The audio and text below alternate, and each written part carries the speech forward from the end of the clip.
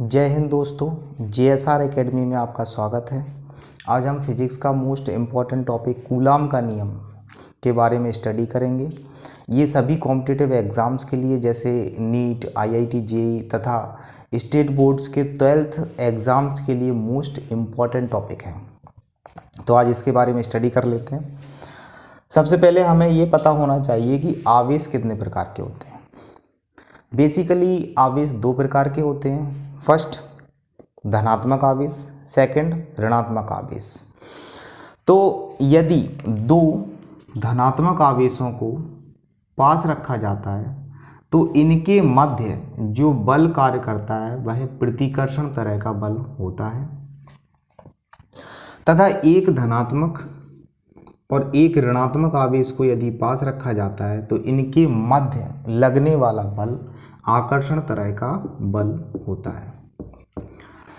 इन बलों का परिमाण ज्ञात करने के लिए, यानी कि F का मान ज्ञात करने के लिए कूलाम ने अपने प्रयोगों के आधार पर 1785 में एक नियम प्रतिपादित किया जिसे हम कूलाम का नियम कहते हैं। इस नियम के अनुसार यदि दो बिंदु आवेशों को, एक बिंदु आवेश हम मान लेते हैं Q1 और दूसरा बिंदु आवेश हम मान लेते हैं Q2 तथा इनके बीच की दूरी हमने ले ली है R। यदि बिंदु आवेश क्या होता है? जब दो आवेशों का परिमाण इनकी बीच की दूरी से बहुत कम होता है तो उसे हम बिंदु आवेश कहते हैं। तो कूलाम के अनुसार यदि दो बिंदु आवेश इस तरह से लिए जाएं कि उनके मध्य लगने वाला आकर्षण या प्रतिकर्षण बल का मान उन दोनों आवेशों के परिमाण के गुणनफल के अनुक्रमानुपाती, इसका मतलब है कि F अनुक्रमानुपाती Q1 Q2 तथा उनके मध्य दूरी यानी कि स्मॉल r के वर्ग के व्युत्क्रमानुपाती होता है। F व्युत्क्रमानुपाती होगा 1/r²।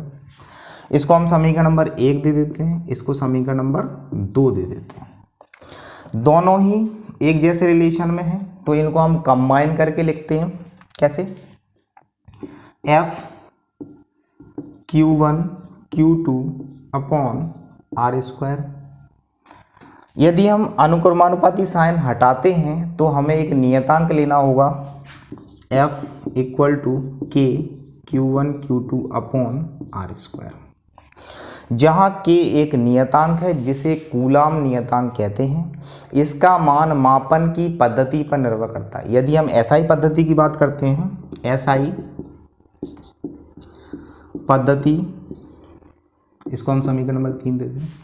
यदि हम SI पद्धति को ध्यान में रखते हुए देखें तो K का मान होगा 1/4πε0 और इस पूरे का मान 9 × 10⁹ न्यूटन मीटर स्क्वायर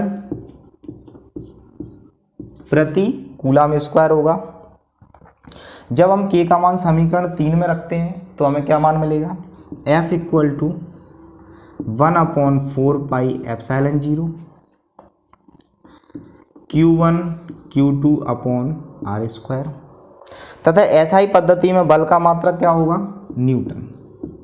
तो ये बल जो आया है वो SI पद्धति के लिए। अब हम CGS पद्धति में देखेंगे तो K का मान होता है 1। तो CGS पद्धति के लिए, CGS पद्धति में K का मान कितना होगा? 1।